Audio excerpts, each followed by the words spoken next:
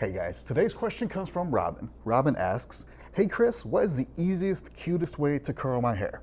Robin, I love this question, and I have a question for you. Can you hold a curling iron still?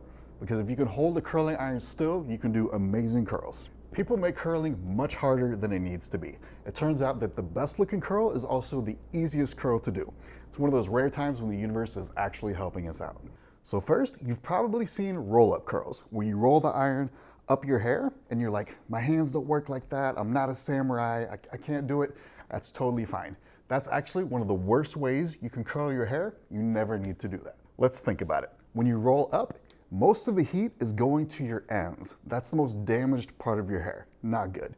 And also, the ends are the thinnest part of your hair. Your hair starts thick and then it thins out as it gets towards the damaged ends. The heat's gonna go straight through it and damage it even more, and that type of curl is not gonna last in the first place. Also, your curls should always have a twist. They should never be flat wrapped. The reason for that is if you look at a rope, ropes are never straight. Ropes are always braided or twisted in some way. That gives it a lot more strength. I'm not gonna go all science on you, but trust me that a curl with a twist will last much, much longer than a flat wrapped curl. And the longer your curls last, the longer you can wait before you have to do them again. So you know what not to do. Now let's go over what you should do.